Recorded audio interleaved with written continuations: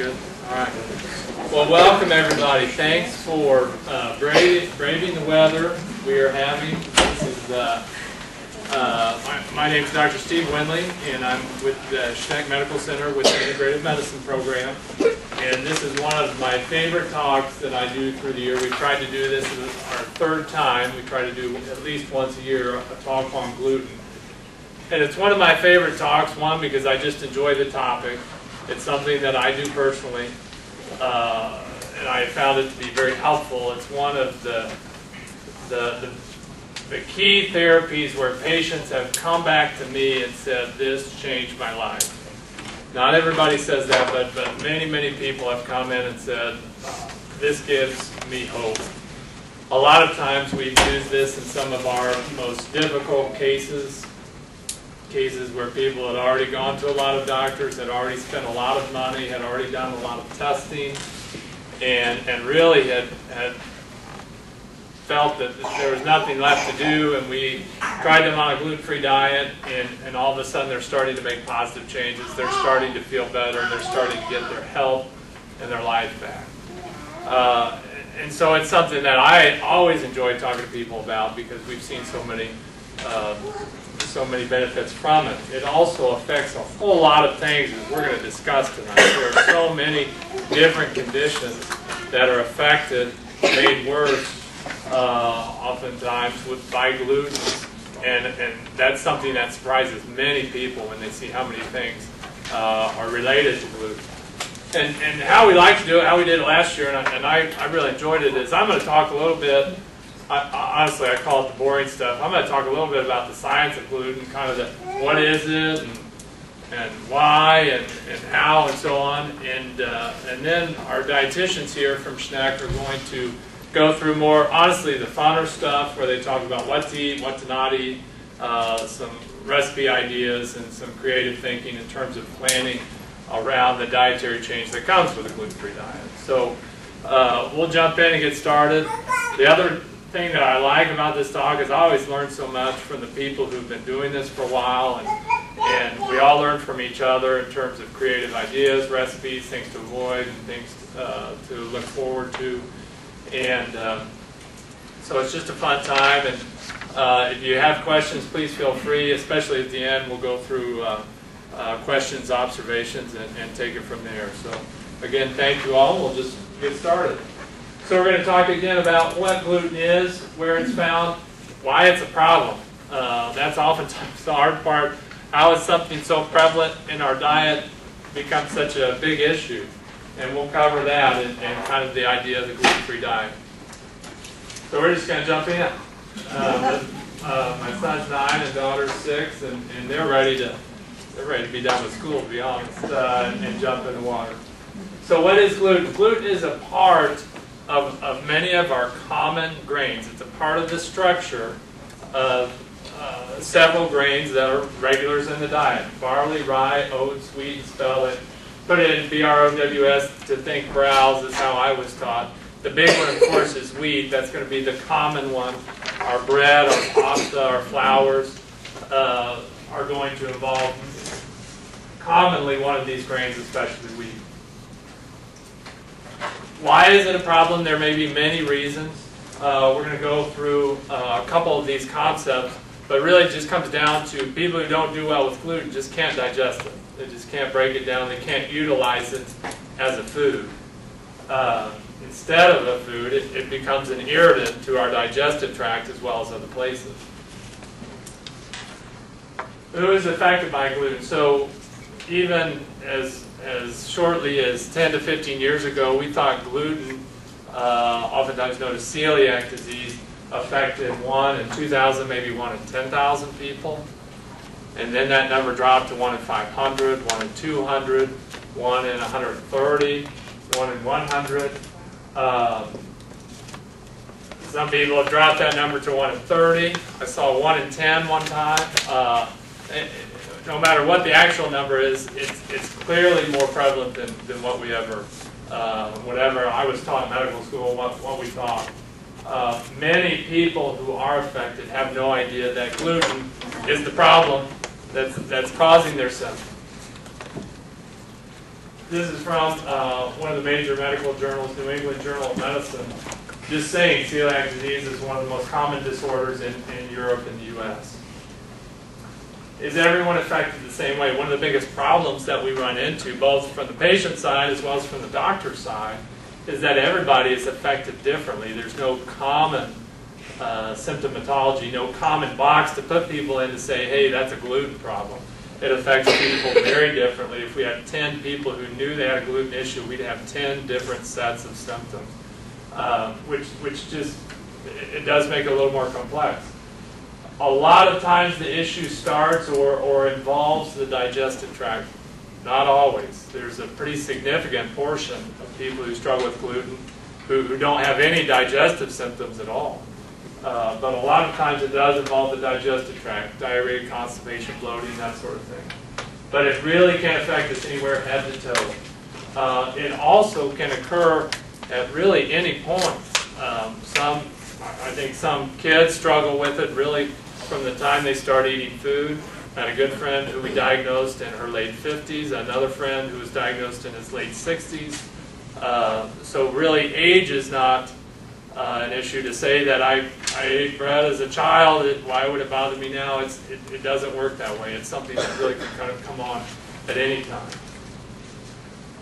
So how I refer to this is almost a sensitivity. It's really not necessarily an allergy, but a sensitivity to this issue. The one that is commonly referred to in the textbooks is called celiac disease. And celiac disease is kind of the extreme sensitivity to gluten. Those people are diagnosed through oftentimes some laboratory tests, even a biopsy of the small intestine, and they are off gluten indefinitely. However, we have found very recently that a lot of people who still struggle with gluten are normal on those types of tests. But yet they know when they eat gluten, they run into those same symptoms. And those people may not be celiac, but they may be what oftentimes referred to as just gluten sensitive. Not a traditional diagnosis, but one that's becoming more common. For a while it was believed at a lot of the major medical centers that this category really didn't exist, this gluten sensitivity. That really if you were negative on celiac lab tests, you didn't have a gluten issue, but really that opinion is changing. Celiac disease can cause gluten sensitivity, can cause, just name it. Just name a symptom and most likely gluten can cause a problem there. Bloating, diarrhea, or constipation, so that the common digestive symptoms, reflux, heartburn, also related to high rates of intestinal cancers. One of the problems that I see in the office is people with chronic fatigue, they aren't absorbing their vitamins, their nutrients as well. And people who are not digesting gluten, the gluten oftentimes blocks those nutrients from coming in. Bone loss, again, because the nutrients are being blocked, they're not being absorbed very well. Arthritis, headaches. One of our best gluten cases was a gal who had struggled with chronic headaches on a daily basis for a couple of years, to the point where she couldn't work and really had her down. Ruining her quality of life. She had been tried, she had had a lot of imaging done, she had been tried on multiple medications, and as long as she avoids gluten, she does not have headaches. As soon as she eats gluten, headaches come right back. Can stunt the growth in children who are not absorbing things well, sinus issues, and then personally, is my interest in gluten.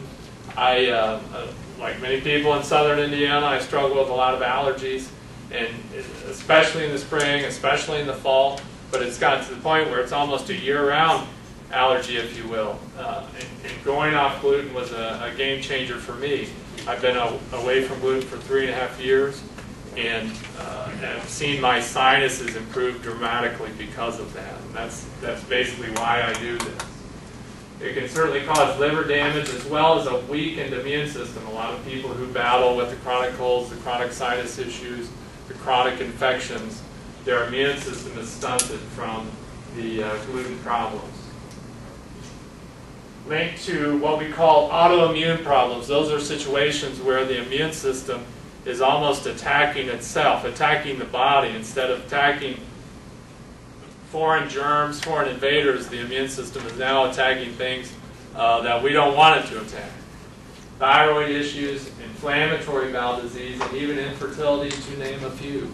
Okay, all of those can be tied in with gluten, and we see just about all of those problems very regularly in the clinic. Big link with autoimmune problems. I post this because this is one of our core concepts that we do with any type of autoimmune illness, again, where the body is attacking itself. Rheumatoid arthritis, lupus. I had some patients recently with a disease called Sjogren's, where they have chronically dry mouth and dry eyes. And we can see how cancer certainly has touched us all in one way or another, affects 9 million people, heart disease 22 million people, autoimmune illness 24 million people, which makes it a very big deal, which makes gluten sensitivity a very big deal, since there's a close tie-in with that category. Autoimmune disorders occur 10 times more likely in people with celiac disease than the general population. Strong link with type 1 diabetes, as well as with thyroid disorders with gluten. So a lot of people are struggling with thyroid issues. There's a strong tie-in for them with gluten sensitivity. Again, the same thing. Patients with celiac disease at risk for developing thyroid problems, overall 3-fold higher frequency than those without celiac disease in the American Journal of Gastroenterology. Another paper where they said 43% of our celiac disease patients in this study presented with thyroid issues. Nearly half people with gluten issues present with thyroid issues. So people with coming in with thyroid issues, we need to be thinking a little more about gluten. Gluten in the heart, again, higher risk for cardiovascular disease, increased dramatically with gluten sensitivity. Gluten infertility. I put this slide up because infertility can be such a stressful problem on couples trying to conceive. It can also be a very expensive problem, as a lot of the treatments are not covered by insurance. And we've had multiple couples have success by going on a gluten-free diet. It can help both male and female issues related to infertility, and it is a very inexpensive intervention relative to a lot of the treatments that are necessary for that. So what do we do to test for gluten problems? We talk to the patient in terms of what their symptoms are, how long they've been going on, what has been tried and maybe not been successful. There are some blood tests that we use. Most of the time these are negative. I had some patients today who had had some blood tests done. And they said they tested me for gluten and the blood tests were okay. And what I try to tell and what I try to convey to the patient is, that's fine, I run those tests myself, but just because they've been done, just because they're negative, doesn't mean you're off the hook in terms of gluten. We still have to study it a little bit further.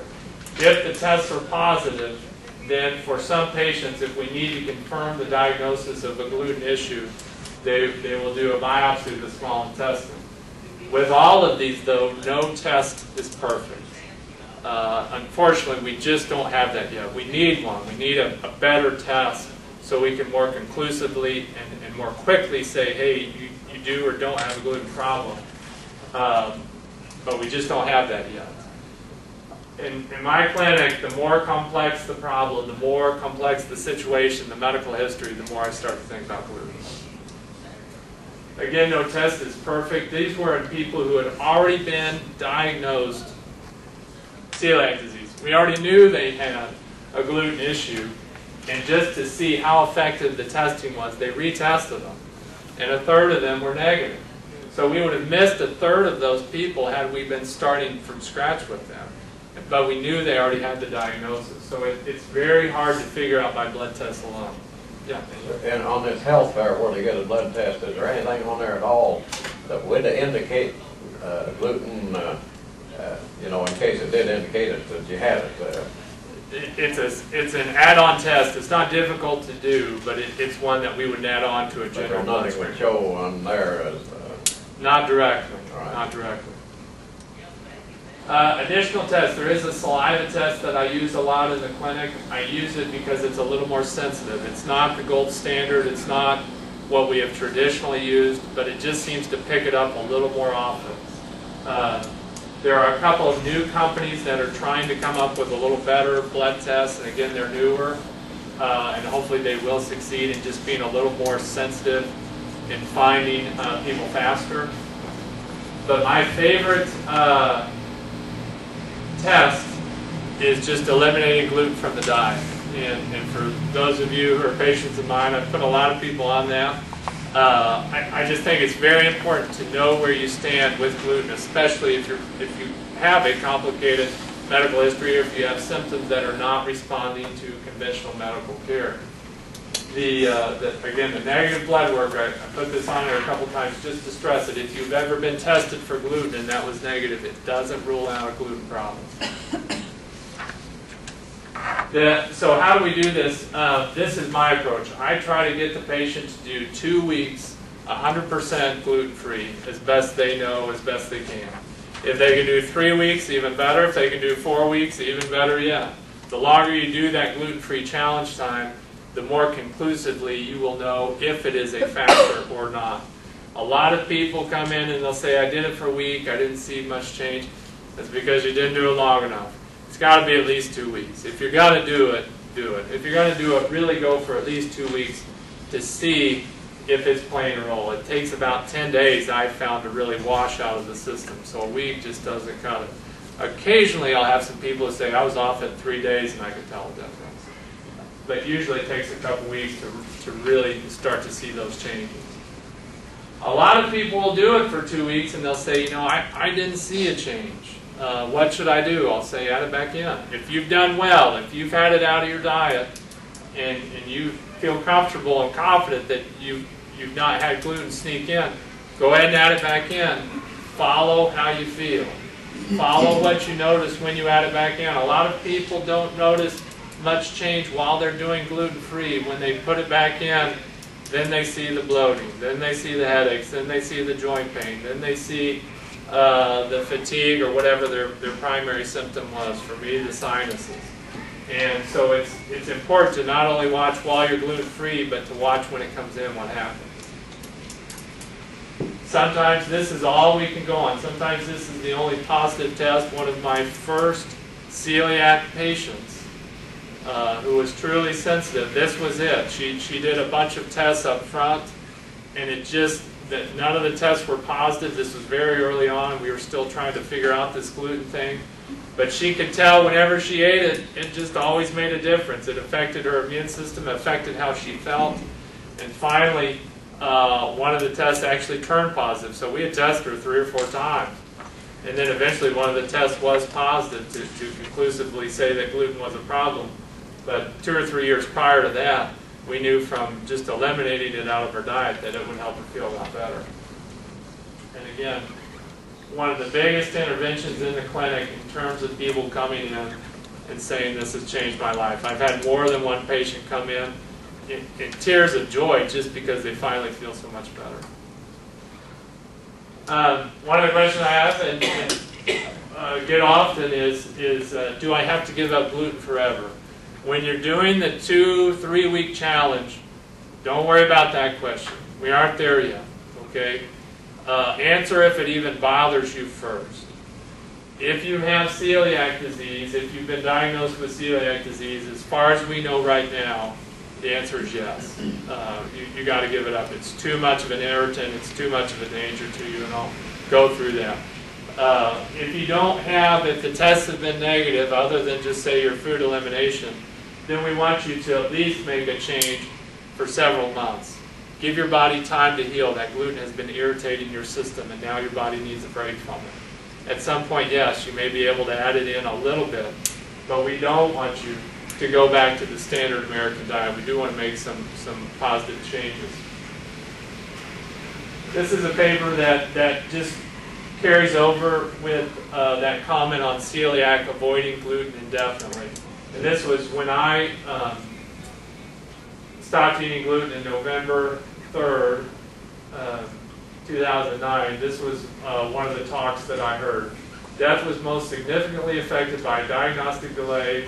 That means not diagnosing the gluten problem fast enough. And at the bottom they say here, non-adherence to the gluten-free diet, defined as eating gluten once per month, increased the relative risk of death sixfold. Once per month. It's not very much, but for people with celiac, it's that important. This was another paper that we talked about recently that emphasizes the importance of those who are even just sensitive to gluten. Okay, a paper from the Journal of the American Medical Association looking at over 30,000 patients over 40 years of data. Celiac disease, 39% increase in death. Gluten sensitivity. Again, this wasn't even a category just a few years ago. We didn't even think about these terms, gluten sensitivity. But not celiac, so you didn't even have to have the extreme sensitivity. Just to be labeled as having a problem with gluten, 35% increased risk of death. It's a big deal. It's a big deal. I want you to know where you stand with gluten. I go through this with nearly all my new patients. Where do you stand with gluten? Does it give you a problem or not? Because we want to know, and this is why. Okay. Changes in symptom equal changes in diet. Staying on the standard American diet, SAD. What's that spell? Right? Standard American diet will only aggravate the problem. If you find that gluten's giving you some issues, eating the way that everybody else does is only going to worsen that situation. The changes on a gluten-free diet is your body giving you the cue, your body giving you the signal, hey, this is something we've got to do. Let's get our health back. Is gluten-free diet a fad? That comes up on the news every so often. I don't think it is. I don't think everybody benefits the same way. Some people it's dramatic, and for some people it's more subtle. It's not going to be the biggest factor in their health. But I do think it is very much a real problem, and I do think the numbers in terms of going from 1 and 2 to 10,000 people now to 1 in 100 or less are also very real. Why is it common? One is we are much more aware of it. Even a lot of patients who come to me for the first time are very much aware. They're very educated. They've done a lot of research on the internet, which I think is fantastic. There are genetic predisposition. People of Northern European descent are going to be more at risk for gluten sensitivity. We're going to talk about the quality of the food, chronic infections in the gut, other problems, lack of vitamin D. Just a quick comment on quality of the food. My grandmother is 97, and she's extremely sharp during basketball season. She's watching, unfortunately, UK, but she's watching them. She's watching them too. And she's cheering them on loud, and it's always fun. It's always a pleasure to go talk with her because she'll talk about times growing up on her farm. They grew all that. She grew up during the Depression. They grew all their food. Everything they ate, they grew there. There were no pesticides. There were no preservatives. There's very little sugar. There were no hormones in the animals, and there weren't any antibiotics to give. Everything was organic. Everything was fresh. It was a very solid nutrition base that she grew up on, and probably a big reason why, well into her late 90s, she's still in good health and her brain is vibrant and probably doesn't have a gluten issue. Whereas my son, who is 9, grows up on a diet that we didn't really grow any of it. A lot of it, whether we like it or not, has preservatives, has food colorings, has artificial flavorings and things like that, completely foreign to the body. And when we mix all this in, something has got to give. The lining, the integrity of the digestive tract is not going to be able to handle that. And the biggest irritant, which we think very strongly is gluten, starts to break that barrier down. Heavy metal toxicity may also be related. Loss of the good bacteria in the gut. Hormone balance is very hard on the digestive tract, mainly because of chronic stress. chronic stress will always weaken the integrity, the lining of our bowels, of our digestive system. And even chronic yeast issues, which we'll talk about. So a little help from our friends. In our digestive tract, this is still kind of considered a surprise to some people, but in our digestive tract there are billions and actually probably trillions of good bacteria that we have to stay healthy. Those good bacteria help make vitamins for us. They keep our bowel walls healthy. They block out some of the bad infections. And they help calm down inflammation. We actually have up to 15 pounds worth of those good bacteria. When they are not present, we are actually open for bad bacteria to move in and cause problems. One of those bad infections can be yeast. And this was a study done a few years ago where they found that yeast, or also fungus, tries to bind to our intestinal wall by making a protein that actually has a very similar structure to gluten. So as the yeast is trying to stick to our intestinal wall, it's making this protein so that it can't stick. This protein is being absorbed into our bloodstream. Our body doesn't recognize it and attacks it. The next time it sees gluten, it remembers this protein that looked very much like it and attacks the gluten. And hence that can set up a reaction. So by losing those good bacteria, by allowing some of these foreign invaders to move in, that can set up some of our gluten issues. The other problem is the grains don't always want to be eaten. As tasty as they may be, they don't necessarily want to be eaten because that puts their generations at risk. And so they have their own defenses so that they are not digested well, so that they'll be left alone.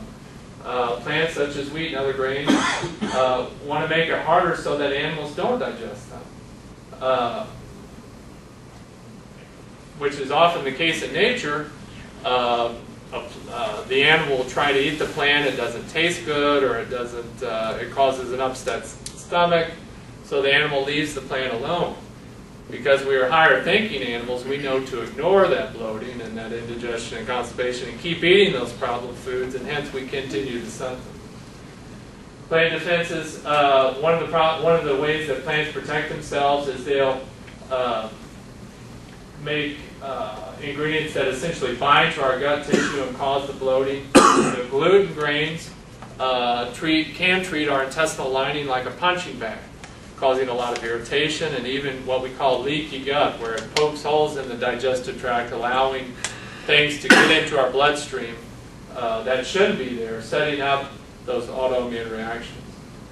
Heavy metal burn may be an issue. They did a study where they lowered the mercury amount in patients through treatment, and their reaction to gluten went down. Another study on heavy metals. Hang in there, guys. We're almost to the fun part.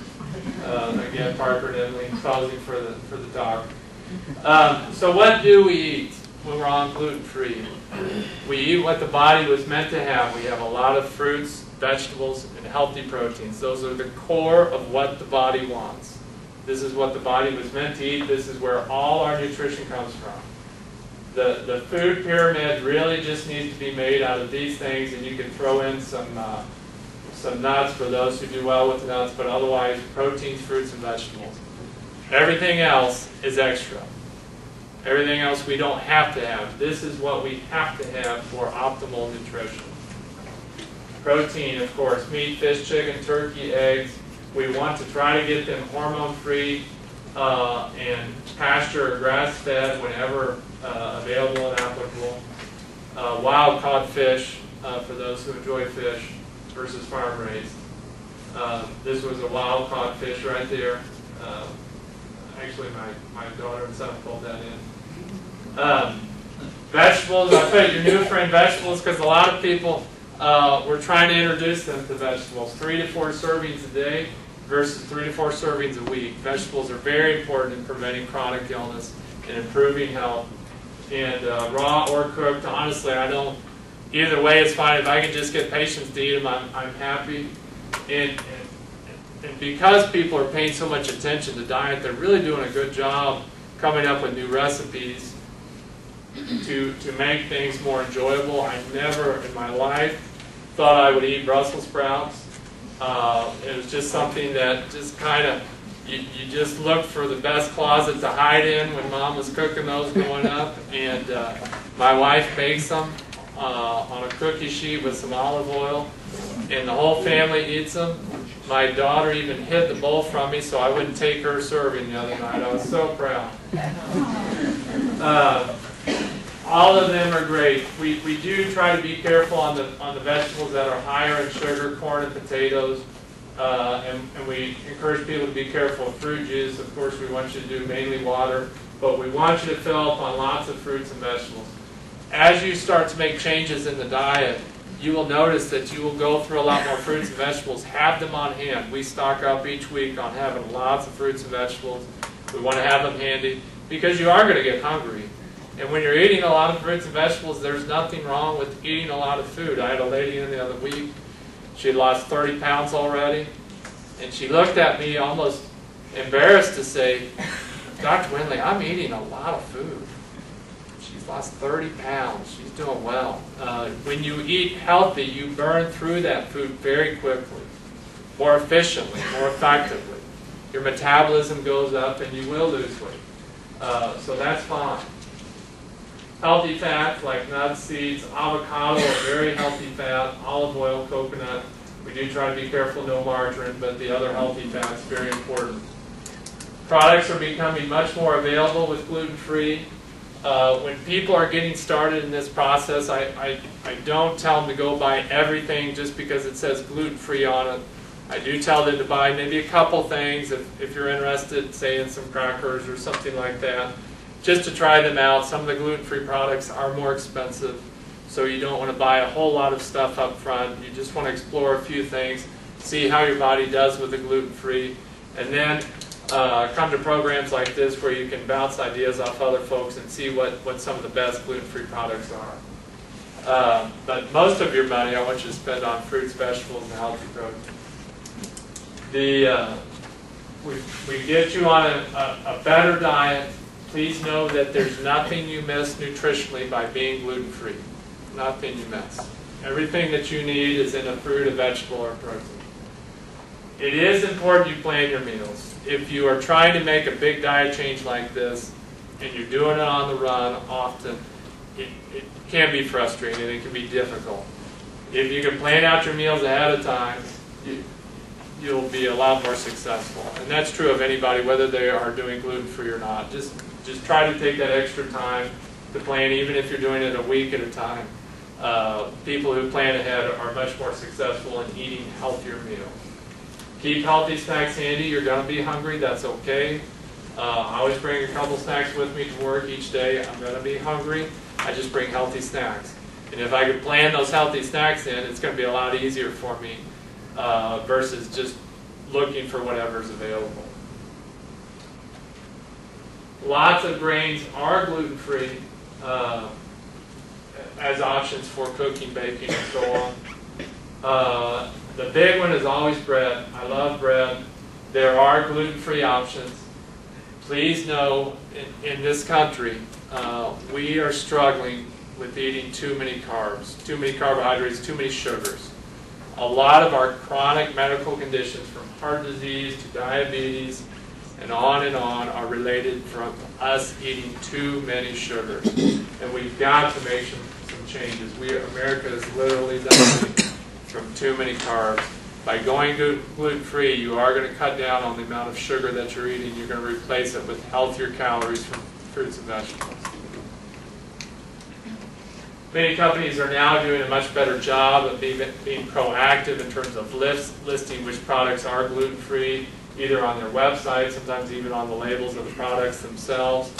Our local grocery store, JC Foods Plus, has a full listing of all their gluten-free products in the entire store, which they can get for you if you're interested. Actually, I made copies, so oh, fantastic! We've actually got some in the back. That's an entire listing of all their gluten-free products. So if you're trying to decide which options are available, they've got it's a several-page booklet essentially of gluten-free options at the grocery store. Another website that I use a lot is celiac.com. It's just a big website where people have asked tons of questions already. And if you've got a question, you can just type it into Google and it'll usually bring up this website with an answer. Always feel free to ask the restaurants. A lot of restaurants are carrying gluten-free menus now because so many people are having to ask and understand what's available for them. Friends, I've learned a lot from my patients who have helped me with options and told me different things. Even at places like Disney World and so on, they're very much trying to help people have options because they know for some people this really makes them sick, and they want to have options available to avoid problems. We'll be posting more on this down the road. Our website that's coming, hopefully within 2 weeks, is stevewindleymd.com. We also have a Facebook and Twitter page. I'm going to try to post talks like this one as well as weekly comments just to keep you updated on findings and research that I go through each week. So we'd love to have you check that out. I want to thank you again all for coming, and I'm going to turn it over now to the dietitians and let them go through the fun stuff, and then they can take questions. I'm happy to take some questions when they're done as well. Thank you.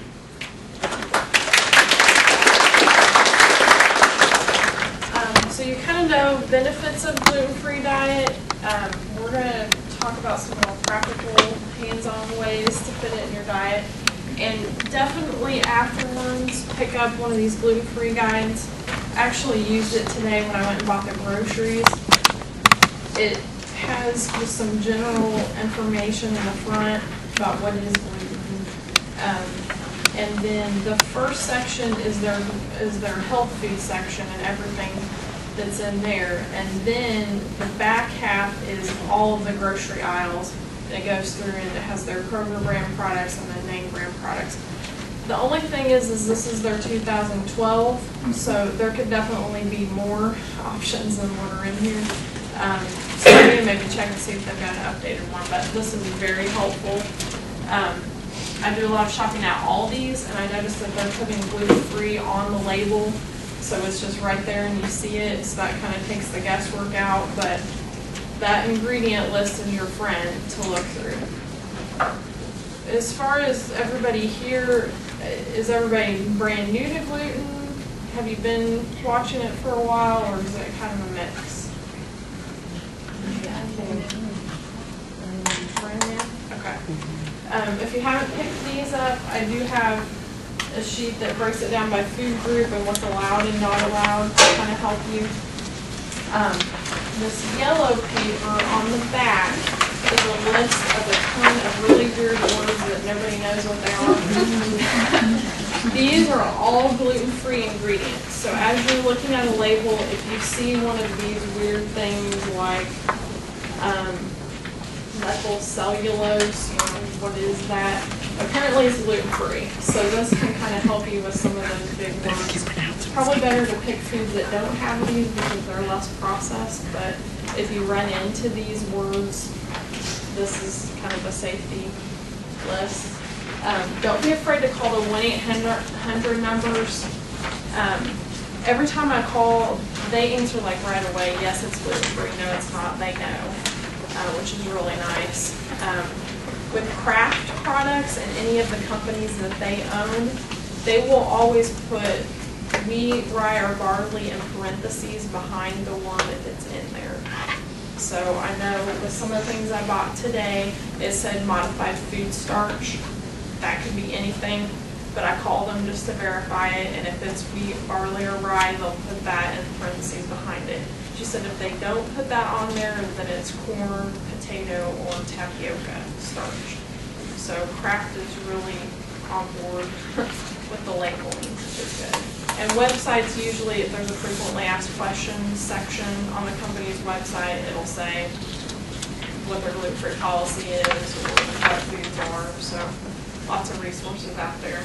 So if you have this, any one of these words on ingredients, but there's a lot of other ingredients with one of these words, that means it is definitely gluten-free. Yeah, if there's no wheat, barley, rye on there. Oats, do you know about oats? They're kind of questionable, they can be contaminated, so if you're truly going to go gluten-free, you want to make sure the oats are certified gluten-free. It'll say that on the package. It'll say that's certified. And you have to kind of watch things. Chex brand cereals they're gluten-free with like the rice Chex. But then there's things like Rice Krispies, they have barley malt, so that's not gluten-free. But Rice Krispies makes a specific one that says gluten-free Rice Krispies, so you do have to kind of watch that something might appear to be gluten-free, but always look at the ingredient list, those little words on it to make sure. We gave you a pretty big, did you have a question? Okay. We have a pretty big recipe packet because we just kept finding recipes that sounded really good and we didn't want to leave any of them out. So you've got all of those. We are going to demonstrate the pizza crust that's made out of cauliflower, and then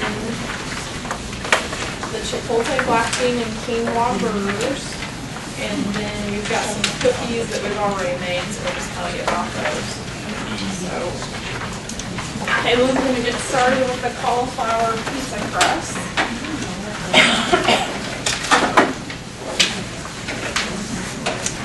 So we've got, it takes about a cup and a half of the whole pieces of cauliflower to blend down. So blend down to 1 cup.